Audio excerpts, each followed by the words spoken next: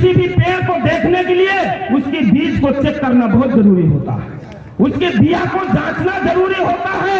यहाँ पे बीज देखा जाए, नेपाली कांग्रेस का बीज क्या है, कैसे बना नेपाली कांग्रेस।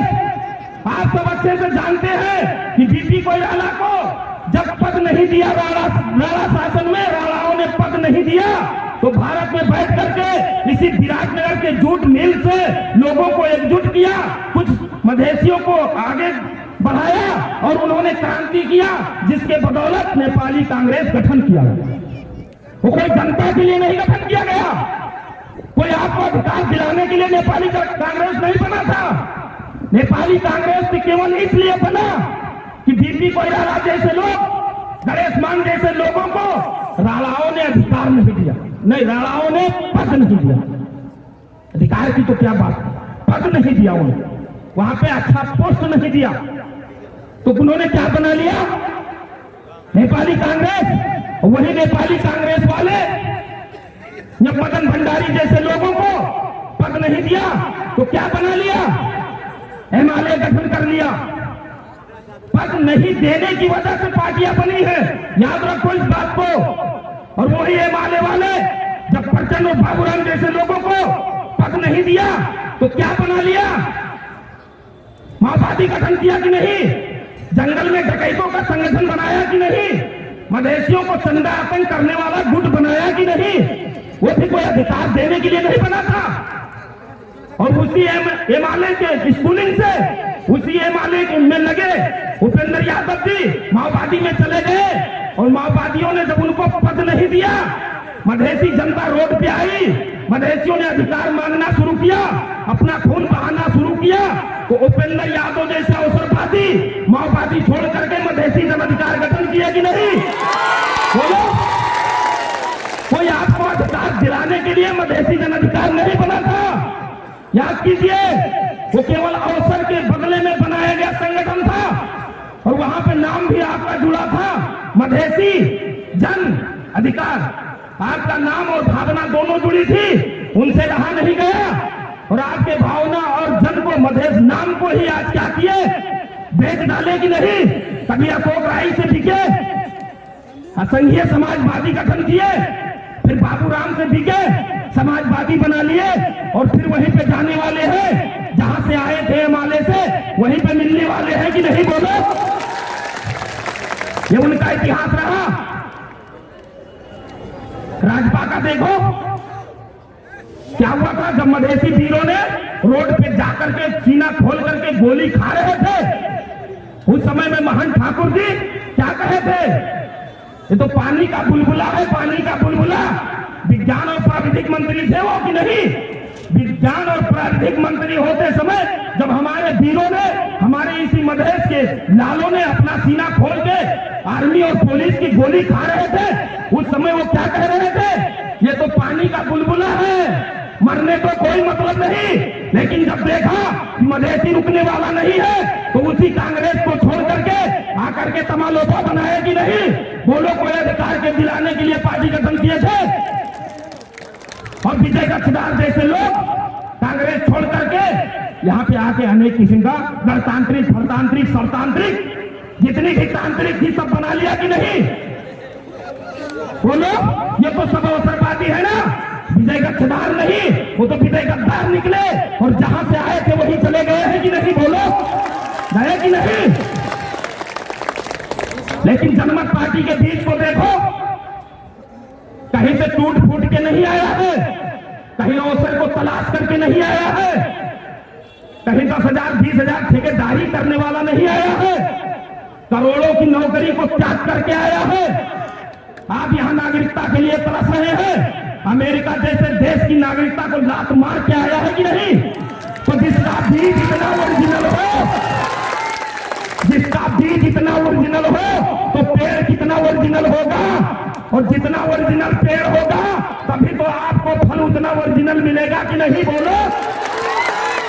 ये फल देने वाली पार्टी है, इसलिए अभी तक नेपाल में जनता के लिए कोई पार्टी ही नहीं गठन हुआ। सबके सब आयातित लोग बनाए वाले संगठन है। अपने पद के लिए, अपने अवसर के लिए केवल संगठन बनाया है कि अधिकार के लिए आज तक कोई संगठन ही नहीं बना, वरना क्यों समस्या रह जाती यहाँ पे? मधेसियों के साथ दुर्व्यवहार क्यों होता? अमेरिका में खत्म हो गया रंग भेद, सारी दुनिया में रंग भेद खत्म, नेपाल में क्यों कायम है? आज कतार जैसा छोटा देश, मरुभूमि वाला देश, इतना तरक्की कर लिया 10 वर्ष में कि लाखों मधेसी वहां पे काम करने के लिए जाते हैं। यदि राजनीति के लिए, यदि आपके अधिकार के लिए कोई संगठन बनता, कोई पार्टी बनती तो समस्या नहीं रह जाता। यहाँ पे पार्टी इसलिए बनाया था ये दलालों ने कि उनको पद नहीं मिला, उनकी ठेकेदारी बंद होने लगी, उनका जो है रोजी रोजगार बंद होने लगा, तब उन्होंने पार्टी बनाया अपने अवसर के लिए। इसलिए निसंकोच कहिए, आप लोग निसंकोच जानिए कि जनमत पार्टी जनता के लिए बनाया गया संगठन है, ये किसी दूसरे की तरह आयातित लोगों का अवसरवादियों की तरह पद के लिए नहीं बनाया गया संगठन है। बोलो है कि नहीं? बोलो। और क्या बताएं समाजवादी वालों को, इनका तो नाम ही लेना कलंक जैसा महसूस हो रहा। आप लोग को कैसा लगता है पता नहीं, है कि नहीं? बोलो। हाँ उपेंद्र जी, उनको तलाश आप सब करते हो कि नहीं? आप सबके बदौलत 52 मधेसी 54 मधेसी के खूनों के बदौलत उनको सिंह दरबार में पहुंचाने वाले आप लोग हैं कि नहीं? उप प्रधानमंत्री तक, परराष्ट्र मंत्री तक सारी ओहदा तो आपने दिया, लेकिन क्या किए वो? बोलिए। आपके नाम तक को बेच डालने वाला कोई दूसरा नहीं है, आपके भावना के साथ खिलवाड़ करने वाला तीसरा नहीं है। और वो सिर्फ एक बार नहीं बिके, इतिहास देख लीजिए, बार बार बिकते आए हैं। जिनके खिलाफ वोट मांगते थे, जिनके खिलाफ यहाँ आंदोलन करवाते थे, उन्हीं से जाके बिक रहे हैं कि नहीं? कभी ओली से बिकते हैं, सरकार में जाते हैं, कभी जब ओली से नहीं पटरी खाता है तो दूसरा गर्लफ्रेंड बनाते हैं, जौआ से बिकते हैं कि नहीं? बोलो। कभी दो सीट के लिए बिकते हैं तो कभी 2 मंत्रालय के बिकते हैं। 18 महीना सरकार में रहे, 30 बार विदेश गए, 3 बार भी आपके पास नहीं आए। क्या है समस्या मधेसियों की? क्या है सप्तरी वासियों की समस्या? यहाँ के नागरिक समाज कैसे तड़प रहे हैं? यहाँ के महिलाओं में क्या समस्या है? यहाँ के स्कूलों में कौन सी समस्या है? यहाँ पे स्वास्थ्य का कौन सा प्रॉब्लम है? 3 बार भी देखने नहीं आने वाला इतना बड़ा गद्दार कोई हो सकता है? बोलो। आपने तो सब चीज कर दिया उसके लिए। उन्होंने क्या किया आपके लिए? आपके लिए ये किया, वो भगौड़ा कभी सुनसरी से चुनाव लड़ते रहे, कभी मोरंग से चुनाव लड़ते रहे, कभी सप्तरी से चुनाव लड़े, अब यहां से भी भागने वाले हैं। तो जो एक जगह पे टिक नहीं सकता वो आपको अधिकार क्या दिला पाएगा? बोलो। अधिकार दिला सकता है वो जो एक जगह पे रह के अपने लोगों की समस्या को समझ नहीं सके, वो आपको अधिकार क्या दिलाएगा? जबकि पूरे मधेसियों को बेचने वाला, आपकी भावनाओं को बेचने वाला, आपके मतों को बेचने वाला कोई दूसरा नहीं रहा, यही छक्का और पंजा वाले हैं। याद रखो, ये छक्का का सिंडिकेट बनाए हुए तस्कर, तेल की तस्करी करने वाले कहते हैं मधेश आंदोलन सक्सेस नहीं हुआ, इसलिए हम लोग सरकार में जाके अधिकार दिला देंगे। बोलो। अरे कैसे आंदोलन सक्सेस होगा? हमारे वीर, हमारे मधेसी भाई रोड पे गोली खा रहे हैं, रोड पे अपना खून और पसीना बहा रहे हैं, दिन भर बैठते हैं, रात भर तुम तस्करी करते हो। तेलों की तस्करी करने वाले ये छह लोग मिल करके जो छक्का वाली पार्टी गठन किए, बोलो क्या अधिकार मिलेगा? मिल सकता है। दिन भर आंदोलन करवाओ, रात भर तस्करी करो, जिसके बदौलत बड़े बड़े अपने मकान बनाओ, अपने लिए गाड़ियां खरीदो, कोई दूसरा नहीं किया, यही लोग किए हैं। याद रखो, इनको कभी भुलाना मत। इतना बड़ा गद्दार, इतना बड़ा धोखेबाजी कौन कर सकता है? यहाँ पे सैकड़ों लोग अपनी जान को दे रहे हैं अधिकार के लिए, और वो क्या करते हैं? रात भर तस्करी करते हैं। हजूर में तेल पुराई दिन छू कति चाहिए तो पहले बोलो। यदि उसी शासक के लिए करना था तो आंदोलन किस लिए? बोलो। और उनके समाजवादी में पहुंचे वाले, उनका देखो, आज केंद्रीय सदस्य का गणना करो, उनके अध्यक्ष को देखो तो आज संघीय अध्यक्ष भी उनका वही शासक बना है, वही बाबूराम भट्टराई को सौंपा कि नहीं, जिसने मधेश को अधिकार विहीन करने के लिए संविधान का ड्राफ्ट दिया था।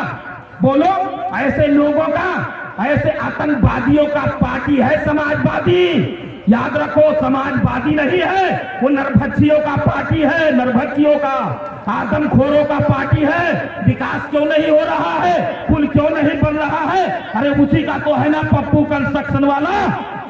बोलो, वही वहां का सांसद बना है और उसी का यहाँ पे कंस्ट्रक्शन चल रहा है, यहाँ पे विकास नहीं हो रहा है और उससे कहा जाता है तो उसको संरक्षण कौन दे रहा? वही दे रहे हैं ना, वही मंत्री बनाए, वही संसद बनाए हैं, वही तो संरक्षण दे रहे हैं। यहाँ पे बलात्कार कौन कर रहा है? वही कर रहे हैं। यहाँ पे अधिकार विहीन कौन कर रहा है? वही कर रहे हैं। इसलिए याद रखो, उपेंद्र यादव नहीं है, वो कंस का रूप है, कंस का रूप। और उसी कंस को मिटाने के लिए कृष्ण का अवतार हो चुका है। याद रखो, अब कंस की कंसवादी नहीं चलेगी। भाजपा वालों को तो बातें नहीं छोड़ती, उनका बातें करना बेकार है।